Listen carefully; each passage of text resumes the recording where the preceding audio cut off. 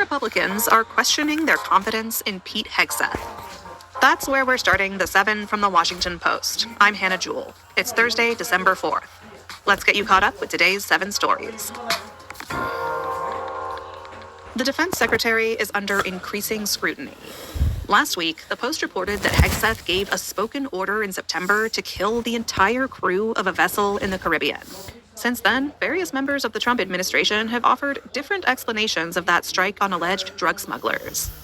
And in the past week, the House and Senate Armed Services Committees have opened separate inquiries to determine whether Hegseth or another senior military official may be culpable for orders they gave in the attack. Adding to Hegseth's troubles, yesterday, a watchdog found he endangered U.S. troops with his use of the unclassified messaging app Signal to share highly sensitive attack plans. Several members of Congress and aides told the Post that Republican support for the secretary and other top Pentagon officials is weakening. President Donald Trump unexpectedly pardoned Democratic Representative Henry Cuellar of Texas. That's number 2. Cuellar is one of the most conservative Democrats in the House. Last year, he was charged with bribery, money laundering, and conspiracy. He and his wife, Imelda, were accused of taking part in a bold corruption scheme.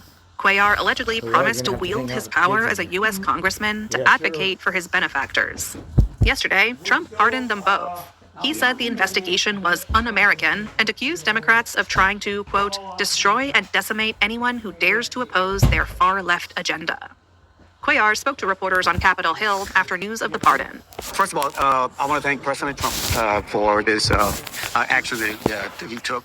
On behalf of my wife and my family, I want to say thank you. I think the facts have been very clear about this, but I would also say I want to thank God for standing during this very difficult time with my family and I. Now we can get back to work. Nothing has changed.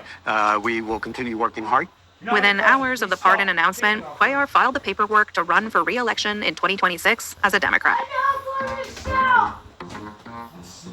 Number 3.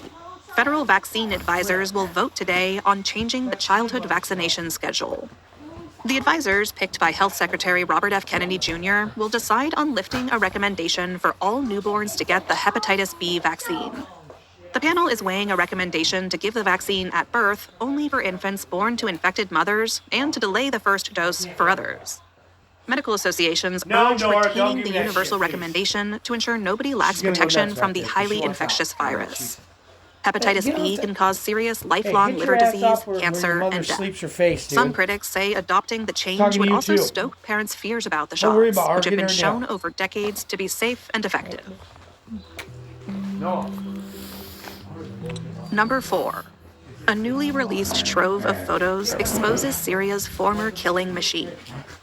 In 2014, a cache of images was made public from Syria. It showed in grisly detail the torture and killing that occurred in the notorious prison system of the former Syrian dictator Bashar al-Assad.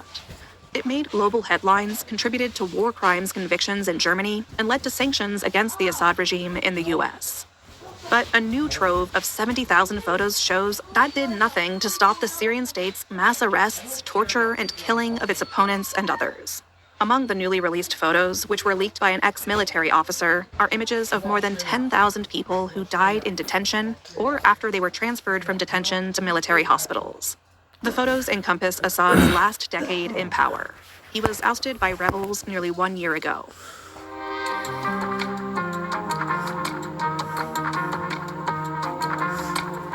America's plan to protect pedestrians has failed.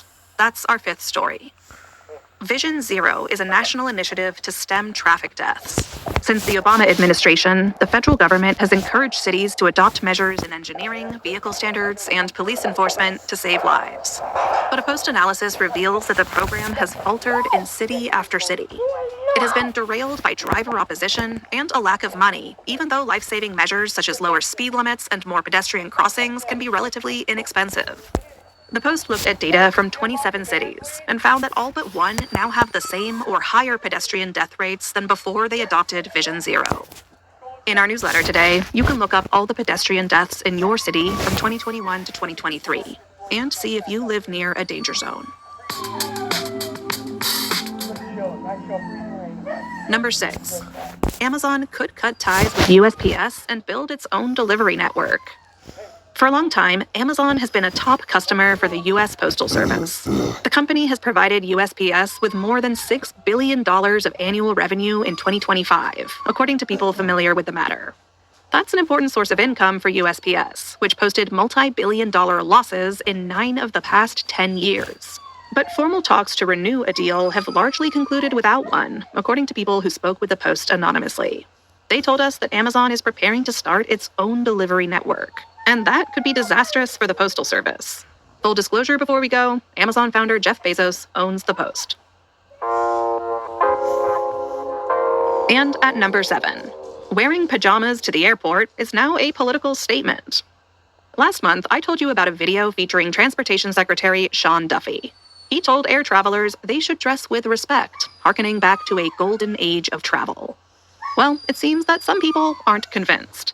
In TikTok videos and other social media, many travelers said they would double down on their commitment to wearing PJs and slippers to the airport.